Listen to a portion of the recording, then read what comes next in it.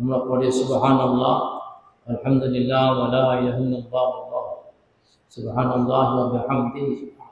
আলহামদুলিল্লাহ, আল্লাহ রাব্বুল আলামিনের শাহিদ কোটি কোটি বার প্রশংসা, হামদ করেছে, কোটি বার সালাত এবং সালাম মুহাম্মদ মুস্তাফা সাল্লাল্লাহু আলাইহি ওয়াসাল্লাম, আহলে বাইত আযাদ মুতারাত, আহলে বাইত আযাদ মুতারাত এবং সমস্ত সাহাবা তাবেঈন হযরত যত নবী রাসূল ওলি আব্দুল খাস হাজী গাজী মা বাপ দাদা দাদি আত্মীয় স্বজন পীর মুর্শিদ এবং সমস্ত মুসলিম বর্ষিত হোক, আমরা বলি আল্লাহুম্মা আমিন।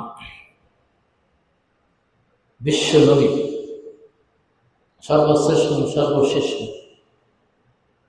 রহমতের নবী, আল্লাহ তাআলার সবচেয়ে প্রিয় এবং সর্বশেষ সর্বশ্রেষ্ঠ নবী এবং রাসূল হযরত মুহাম্মদ মুস্তাফা সাল্লাল্লাহু আলাইহি ওয়াসাল্লাম অনুপম চরিত্র, সমস্ত নবী রাসূল নিষ্পাপ এবং উত্তম চরিত্রের অধিকারী।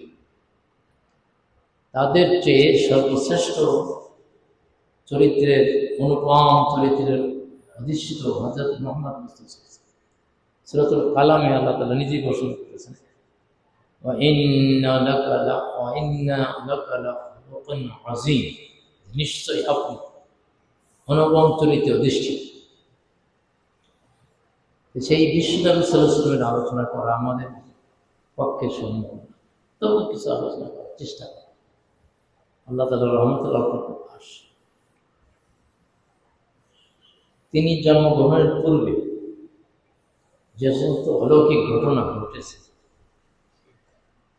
তার মধ্যে একটি হল সূরাতুল ফিল। রাসূল করিম সাল্লাল্লাহু আলাইহি ওয়াসাল্লামের জন্মের কয়েক মাস আগে, প্রায় 6 মাস আগে, 570 খ্রিস্টাব্দে ইয়ামানের খ্রিস্টান বাদশাহ আবরাহ, বড় সম্রাট, সে বাইতুল্লাহর বিরুদ্ধে একটা ঘর তৈরি করে সব মানুষ খালি কাবা শরীফে যায় হজ করতে, আমার এখানে যাতে আসে, এইভাবে একটা ঘর তৈরি করেছে। আরব দেশের কোন একটি লোক গোপনে রাত্রে গিয়ে পায়খানায়, সকালবেলা যখন এইটা সম্রাটের কানে গেল তখন তিনি চিন্তা করলেন তাহলে আরব দেশই ধ্বংস করে, ওই খানায় কাবাই ধ্বংস করে। এইভাবে সে হস্তি বাহিনী নিয়ে যাত্রা শুরু। মুজদালিফা এবং মিনা এর মাঝখানে যে জায়গাটা মুয়াসসির বলে, ধ্বংসের জায়গা, আবরাহ বাদশাহ এখানে এসে তার হস্তি বাহিনী বিশ্রাম নিচ্ছে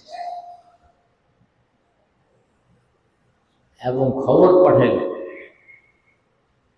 আরব দেশের তখন প্রধান ছিলেন রাসূল করিম সাল্লাল্লাহু আলাইহি ওয়াসাল্লামের দাদা আব্দুল মুত্তালিব, খানায়ে কাবার দায়িত্ব, এবং তার সৈন্য সামন্তরা 200 উট তার চুরি করে নিয়ে এসেছে। খবর পেয়ে উনি গেলে পরে মোহাম্মদ নামে বড় হস্তি যেটা বাচ্চা যেটা আরোহণ করে, মাহমুদ আই হাতিতে কয়েকবার তাকে সুর দিয়ে কুর্নিশ করেছে, সম্মান দেখা। এটা দেখে তো বাচ্চা চিনতে পেরেছে কি ব্যাপার। তারপরে কথাবার্তা হল, তিনি বললেন যে আমার উট 200 উট নিয়ে আসছে আপনার সৈন্যরা, আমি সেই উট ফেরত চাই। বলে ঠিক আছে, উট নিয়ে যান। আপনার ঘর ভাঙবার জন্য আসছি, তা তো কিছু করলেন না। বলে ও ঘর তো আমার না, আমি তত্ত্বাবধায়ক মাত্র, খাদেম। আপনি আক্রমণ করেন, যা করেন, আপনার সাথে যুদ্ধ করার ক্ষমতা আমাদের নাই। আল্লাহর ঘর আল্লাহ যদি রক্ষা করেন তাহলে হবে, নাইলে আপনি ধ্বংস করবেন।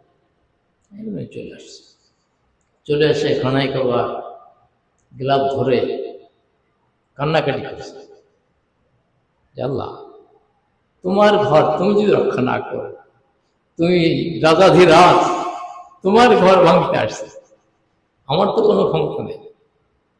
এই বলে কান্দাকাটি করে তিনি তার লোকজন কোরাইশবাসীদের নিয়ে পর্বত গুহায় আশ্রয় নিচ্ছে করে যে তোমাদের শেষ। এদিকে বাদশাহ হস্তি বাহিনী তার যে হাতিটি বারবার কোড়া মারছে এইদিকে আসার জন্য, বাইতুল্লাহর দিকে আসে, কিন্তু আসে না।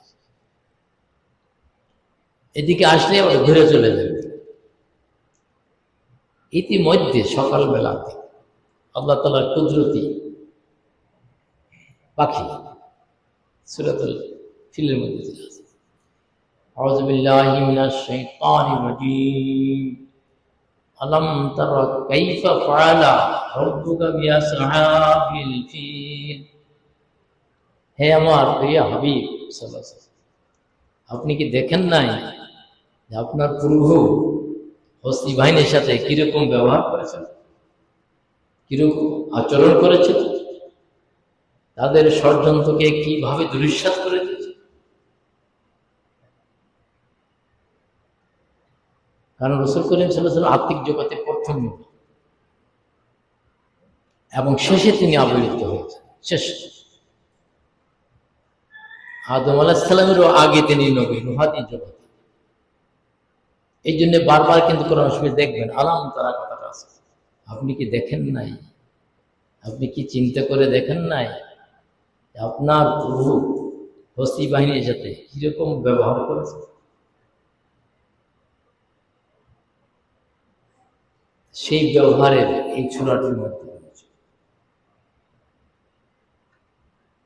আলাম ইয়াজআল লাহু, কিভাবে তাদের ষড়যন্ত্রকে তিনি দুরিশ্বাস করেছেন। ওয়া আরসালা আলাইহিম তায়রান আবাব, আল্লাহর পক্ষ থেকে সেনাবাহিনী আল্লাহ পাঠাইছে পাখিদের, তার মিহিম বিহিজারাতিন মিন সিজ্জিল, সেই দলে দলে পাখিগুলি এসে তার ছোট একটি পাথর আর দুই পায়ে দুটি, এই হামলা শুরু হল। এই পাথরগুলি ছিল দোজখের ড্রোন হামলার পাথর। আজ বিজ্ঞান আবিষ্কার করেছে ড্রোন হামলা কিভাবে আর একটা দেশকে ধ্বংস করে, এটা আল্লাহ তাআলা দেখাইছে। আবাবিল পাখিগুলি ওই পাথরগুলি নিক্ষেপ করতেছে এবং যেখানে পাথরটি পড়ছে একেবারে বুলেটের মতো ঘুরে ঘুরে সব ছিদ্র হয়ে বের হয়ে গেছে। মানুষের বাড়ি পড়ুক আর হাতির বাড়ি পড়ুক বা কোনো বৃক্ষলতার বাড়ি, এই যে ড্রোন হামলা, এইভাবে তারা বক্ষিত চর্বের ন্যায় গরু বাছুর জাবর কাটে, প্রথম পারে খাদ্য গ্রহণ করে, তারপরে অবসর সময়ে সেই খাদ্যগুলো এনে জাবর কাটতে থাকে আর চূর্ণ বিচূর্ণ হতে থাকে। সেই চূর্ণ বিচূর্ণ অবস্থা এই মৎস্যের যাবন জায়গায়, এবং হাজিদের সতর্ক করে দিয়েছেন আল্লাহ এবং রাসূল করিম সাল্লাল্লাহু আলাইহি ওয়াসাল্লাম যে তোমরা এই গজবের জায়গায় দৌড়েই চলে এসো, অপেক্ষা করো, দ্রুত বেগে অতিক্রম। মিনা এবং মুজদালিফা মাঝখানে যায়, সেখানে অনেক হাজিরা কিন্তু তা জানে না। আমি কোথায় অবস্থান করবো তার তালাশ করতেছি, মুজদালিফা কোথায়, বাঙালি কিছু ওই জায়গায় বসে গেছে, ওখানে দুই পাশেই বাথরুম আছে, সব আরাম করার জায়গা আছে। তাই আমি বললাম যে আপনারা এখানে অবস্থান করছেন, এটা গজবের জায়গা না, মৎস্যের সেই জায়গাটা। একজন বলে উঠলো আমি 14 বার হজ করছি, এখানেই তো থাকছি। কি বলেন? আরব দেশের একজন জিজ্ঞাসা করছে আইনা মুজদালিফা, মুজদালিফাটা কত দূর? সেগুলো কাদ্দিম, আরো অগ্রসর হবে। সেখানে কিন্তু লেখা আছে ইংরেজিতে এবং আরবিতে, মুজদালিফা বিগিনস, এই পাহাড়ের লেখা আছে। তারপরে যে অগ্রসর হতে হতে সেই পাহাড়, এই যে গজবের জায়গাগুলি দেখার জন্য আল্লাহ তাআলা কেন বারবার কোরআন মাজিদে বলেছেন, কুল সিরু ফিল আরদ ফানজুরু কাইফা কান আকিবাতুল মুকাজ্জিবিন। মিথ্যাবাদী যারা, সত্যকে প্রত্যাখ্যান করছে যারা, তাদের যে ধ্বংসাবশেষ রয়েছে, আদ সামুদ বিভিন্ন, এবং এই আবরাহা বাদশা, সেগুলি দেখো, দেখে শিক্ষা গ্রহণ, যে আমি এদের ভিতরে না পড়ি। অহংকার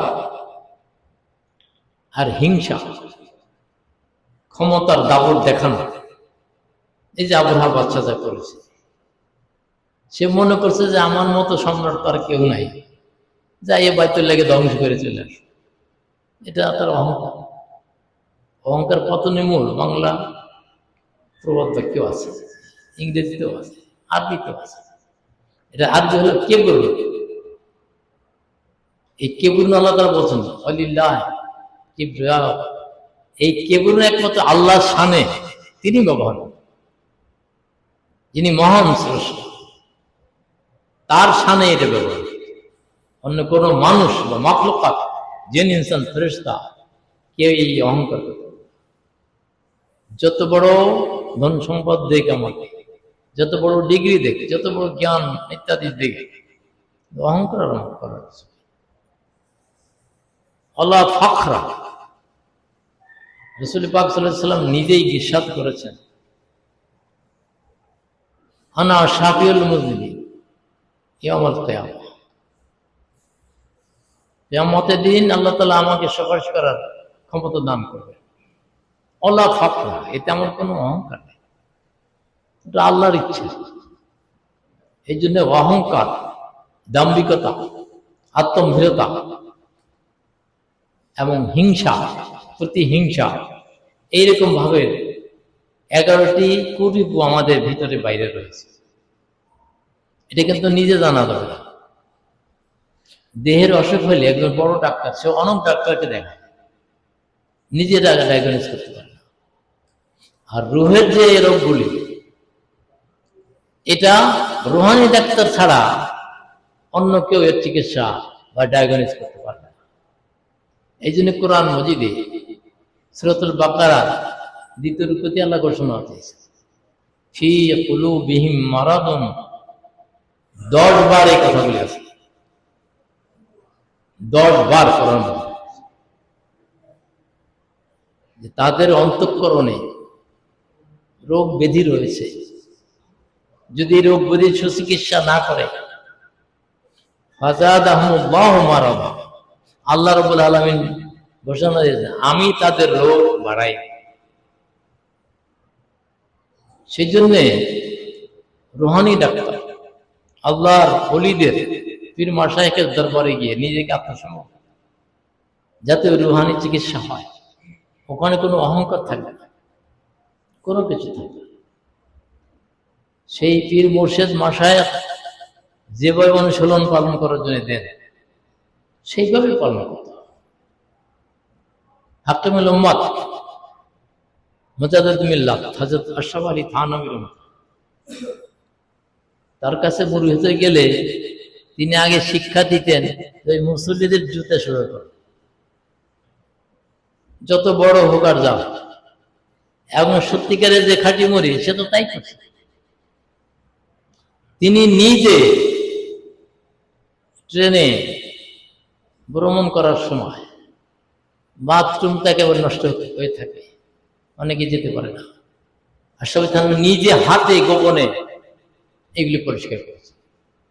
যেহেতু তার ভিতরে অহংকার নাই, রিয়া নাই, কিছু নাই, গোপনে এটা করছেন, যাতে মুরিদদেরকে, শিশুদের শিক্ষা দিতে পারে। খাঁটি পীর মুর্শিদ যে হয়, সে আগে কিন্তু গোপনে অনেক কাজ করে নিজে নিজে, তার পীর মুর্শিদের আদেশ অনুসন্ধান পালন করেই, তারপরেও বেশি বেশি করে। কি জন্যে? হযরত রাসূল করিম সাল্লাল্লাহু আলাইহি ওয়াসাল্লাম এত বড় দোজাহানের বাদশা, আল্লাহ তাআলা শ্রেষ্ঠত্ব দান করেছেন, তিনি কি করেছেন? তিনি তো সবার খেদমত করেছেন, জনসেবা করেছেন। মুসলিম ও মুসলিম নাই, মানুষের সেবা করেছেন। সেই জন্য তারা আল আমিন উপাধি দিয়েছে। বিশ্বনবী সাল্লাল্লাহু আলাইহি ওয়াসাল্লামের উপাধি হলো আল আমিন, কুরাইশবাসীরই দিয়েছে। কি জন্যে? তার সেবা, আচরণ, ব্যবহার এগুলি দেখে মুগ্ধ হয়েছে। তারপরে যখন নবুয়ত আসে তখন এই যে কিছু কথা শত্রুতা শুরু। আমরা সেই অহংকার, হিংসা, বিদ্বেষ, এরকম 11টা রিপু আছে, লোভ, লালসা, কত কিছু আছে, এগুলি দূর করার চেষ্টা করি। এই আমরা দেখি এখন আমাদের সামনে এত বড় শিক্ষিত, আইনজ্ঞ ইত্যাদি, তারা এখন ধরা পড়ে গেছে। এটা দুনিয়ার ধরা পড়া, কিন্তু কবরে যে ধরা পড়া, ওই যা বাতাস্তম জব্বারিন, মহাপ্রাক্রান্ত যখন ধরপাকড় করবেন কবরে এবং হাসরের ময়দানে, তখন তো আর ছুটার উপায় নেই। এখানে আপনি ট্রাইব্যুনালে, হাইকোর্টে ইত্যাদি আপিল টাপিল করার সুযোগ, কিন্তু কবরে শুয়ে পড়লে কোনো আপিল নাই। কার কাছে আপিল করতে? হাসরের ময়দানে কোনো আপিল নেই। এই জন্য আমাদের চিন্তা করতে হবে যে আমি যত বড় ধন সম্পদশালী হই, যত বড় ডিগ্রিদারি হই, যত বড় কিছু আমাকে আল্লাহ তাআলা দান করে থাকে, সেটা যেন আমি অহংকারী না হই, রিয়া না হয়। এই যে আমরা এই যে কত যেখানে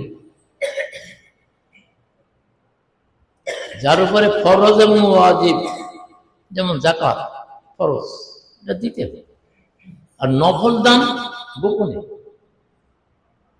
কুরবানি দিতে হবে, হজ করতে হবে। হজ করার পরে আপনি উমরাতে যত খুশি যান, মানা নেই, কিন্তু রিয়া না থাকে। আমি বড় হাজি সাহেব, মৌলানা সাহেব, হাফেজ সাহেব, পীর সাহেব, মুফতি সাহেব, এটা সেটা, এইগুলো তো ভিতরে না থাকে। কারণ আল্লাহ তাআলা নিজেই বলেছেন যে সামান্য কিঞ্চিত জ্ঞানই দান করা হয়েছে, তার মহাজ্ঞান সমুদ্রের কিঞ্চিত, সেই কিঞ্চিতেরও কিঞ্চিত আমরা না। এই আল্লাহর রসুলের মেম্বারে বসে কথা বলা আমাদের উচিত না, আমার মতো লোকের উচিত না। এই যোগ্যতা তো আমার নাই। নাইবে রসুল যারা হবে তারা এই মেম্বারে, রসুলের যারা প্রতিনিধি হবে তারা এই মেম্বারে বলবে, তারা ইমামতি করবে। এখন আমাদের দায় থেকে করবে। এই জন্য অহংকার যে সমস্ত জিনিসগুলি আসে, নিজে ধরা যায় না। আমার ভিতরে অহংকার আছে কিনা আমি কিন্তু ধরতে পারবো, রিয়া আছে কিনা আমার ধরার ভয় নেই। অনেকেই দেখা যায় কোরবানি করতেছে, এটা ভালো ইবাদতের কাজ, নামাজ পড়ে না, তাইলে সেই কুরবানিগ্রস্ত মা বাপকে দেয় না। আমার জানা কুরবানিগ্রস্ত আমাদের যিনি মহামান্য ইমাম, খতিব, মসজিদের খাদেম, তাদের দেওয়া হয় না। তাইলে তাহলে আমাদের কোরবানি কি? আমি একজনে বুঝলাম, তুমি কোরবানি দিচ্ছ ভালো কথা, নামাজটা পাঁচ ওয়াক্ত পড়ো, তা তো আসে না।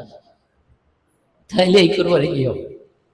হজ করতে গেছে, এখনো সেই আগে যে স্বভাব ছিল সেইটাই, কোনো পরিবর্তন হয়নি। তাইলে খানায় কাবা দেখার সুযোগ কি সকলকে আল্লাহ দেয়? যাকে দিয়েছেন আল্লাহ, তা তো বলছে এই খানায় কাবার যিনি রব তাকে আমি ধরতে পারি।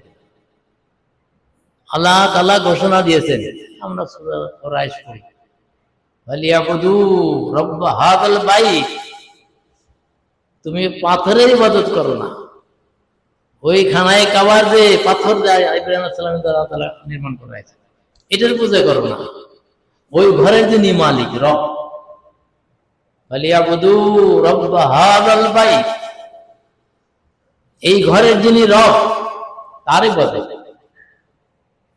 আমরা কার ইবাদত? আমাদের ইবাদত হচ্ছে কিনা। সেদিন একজন বলছে নামাজ তো পড়ি। আমি তো আমারই তো নামাজ হচ্ছে কিনা আমি জানি না, আর তুমি কিভাবে নামাজ। রাসূল করিম সাল্লাল্লাহু আলাইহি ওয়াসাল্লাম ইরশাদ করেন, আস-সালাতু মিরাজুল মুমিনিন, সালাতটা হলো মুমিনদের মিরাজ। এই মুসাল্লার তো মিরাজ। আমরা সেই তাই মিরাজ কোথা থেকে যাত্রা শুরু হয়েছে, কোথায় যায় শেষ হয়েছে তা কি জানি? খানায় কাবায়, এই জমজম কুয়ার পাড়ে অপারেশন করা হয়েছে রাসূল করিম। তার তো কোনো রোগ ব্যাধি ছিল না, 4 বার ততোধিকবার অপারেশন করা হয়েছে। কেন? যে আধুনিক চিকিৎসা বিজ্ঞানের শিখবে রসুলকে মডেল হিসাবে পাবে।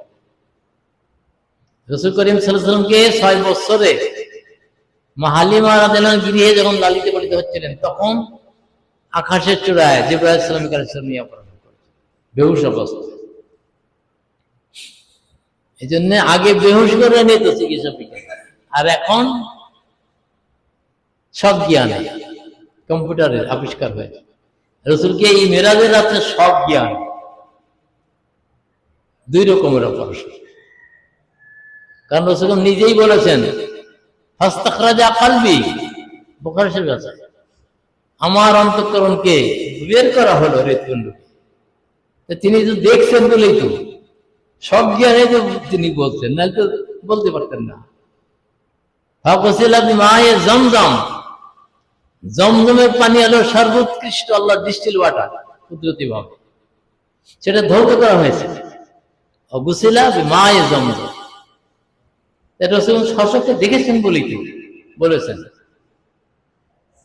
ফাওয়াদু ফিহি, এবং হৃৎপিণ্ডকে সঠিক স্থানে স্থাপন করা হয়। মামনুআন ঈমানান হিকমাতান, এবং এই হৃৎপিণ্ডটা পরিপূর্ণ ছিল কি দিয়া? ঈমানের হাকিকত দিয়ে, জ্ঞান বিজ্ঞানের ধনভাণ্ডার দিয়ে হৃৎপিণ্ডটাকে স্থানে রাখা। আমাদের হৃৎপিণ্ড চিকিৎসা বিজ্ঞানীরা অপারেশন করে, তারা রিং করায় বা বিভিন্ন ভাবে, কিন্তু ওই হৃৎপিণ্ডের মধ্যে যে ঈমানের হাকিকত, জ্ঞান বিজ্ঞানের হাকিকত, আমরা এই আধুনিক যে সায়েন্স বা টেকনোলজি, এই টেকনোলজি এখনো কোনো আবিষ্কার হয় নাই কবরে কিভাবে শাস্তি হবে। এটা কম্পিউটারে এখন আসে না। কবরের যে অবস্থা, আলামুল বারজাক বলা এটাকে, আযাবুল কবর হাক্কুন, এটা অনেকে বিশ্বাস করে না, কিন্তু মুসলমান হয়েও কিন্তু ঈমান থাকে। কারণ রাসূল করিম সাল্লাল্লাহু আলাইহি ওয়াসাল্লাম আযাবুল কবর হাক্কুন, কবরের আযাব সত্য, অমোঘ সত্য, মিথ্যা নয়। তো সেটা যদি কোনো মুসলমান হয়ে অবিশ্বাস করে, তার তো ঈমান থাকে না। রোগীকে বসানো হবে লিসানিহি, এটা তো হাদিসের ভাষায়, কিভাবে বসাবে আল্লাহ জানে। মানুষের চোখে বা কোনো টেকনোলজি বা সায়েন্সে এটা ধরা পড়বে না। প্রস্ত হবে 4টি, এটা রাসূল পাক বললে দিয়েছে। এগুলি তো আমাদের জ্ঞানের বাইরে। আল্লাহর কুদরতকে ধারণ করার যে জ্ঞান, যে সায়েন্স, এটা আলাদা জিনিস। আধুনিক বিজ্ঞানে আরো কিছু আবিষ্কার, বিমান চলছে, এই মিরাজকে রিসার্চ করে গবেষণা করে তারা চন্দ্রে তারা পৌঁছে গেছে। কারণ তারা দেখেছে যে মিরাজে রাসূল সাল্লাল্লাহু আলাইহি ওয়াসাল্লাম কয়টি যানবাহন পরিবর্তন করেছে। এই জায়গা আছে ইউকালু লাহুল বুরাক, বুরাক যানবাহন খানায় কাবার থেকে, জমজম কুয়ার পাড় থেকে বাইতুল মুকাদ্দাস, মসজিদুল আকসা, আকসা মানে হলো দূরবর্তী মসজিদ, আকসা বলা, সিদরাতুল মুনতাহা গিয়ে এই বুরাক পরিবর্তন। তারপরে রাফরাফ যানবাহন, রাফরাফ খুদরিয়েন আর রহমান, সবুজ পালকির মতো আমাদের দেশে আগে বিয়ে শাদীতে পালকি ব্যবহার করা হয়, সবুজ পালকি, এটার নাম রফরা। তারপরে এমন কিছু দূর গিয়ে যানবাহন আবার করে তাজাল্লিয়ে ইলাহি, আল্লাহর কুদরতি নূর, এটা এসে থাকে। এই জন্য আমরা সেইগুলি নিজের ভিতরে আনার জন্য, অর্জন করার জন্য খাঁটি পীর মাশায়েখের দরবারে পড়ে থাকে। হযরত ইমাম আজম আবু হানিফা রাহমাতুল্লাহ নিজে বলেছেন, লাকা নোমান লাউলাকা সানাতান লাহালাকা নোমান। ওনার নাম হলো নোমান। যে নোমান যদি পীর মাশায়েখের জাফর সাদেক এর দরবারে 2 বছর কাটায় না দিত, তাহলে হালাক হয়ে যেত, ধ্বংস হয়ে যেত। অহংকারে, বিদ্যার অহংকারীরা সেটা। ইমাম জালালউদ্দিন রুমি রাহিমাহুল্লাহ কত বড় দার্শনিক এবং বিজ্ঞানী, তার সেই অহংকার, বিদ্যার অহংকার এক মুহূর্তে চূর্ণ বিচূর্ণ হয়ে গেল। শামসে তাবরিজীর ফায়েজ বলে, ওটা কি জিনিস? ওটা কোন ড্রোন হামলা? খাঁটি পীর মাশায়েখের দরবারে গেলে যে ফায়েজ বরকত, কুওয়াতের ফায়েজ বরকত দিলে, ড্রোন হামলা এসে আপনার ভিতরের সমস্ত পূর্বগুলি, হিংসা, বিদ্বেষ, অহংকার, কিবর যত আছে সব, এবং তারা তওবার ফায়েজ দেয়। এতবার তওবা, রাসূল করিম সাল্লাল্লাহু আলাইহি ওয়াসাল্লাম তওবা পড়েছেন 100 বার। কি তার তো কোনো ই ছিল না, গুনাহ ছিল না, তিনি 100 বার তওবা পড়েছেন। আর আমরা কয়বার পড়ি? হাকিকত তওবা এটা আমালানাল বালাগুল মুবিন। আখিরু দাওয়ানা আলহামদুলিল্লাহি রাব্বিল আলামিন।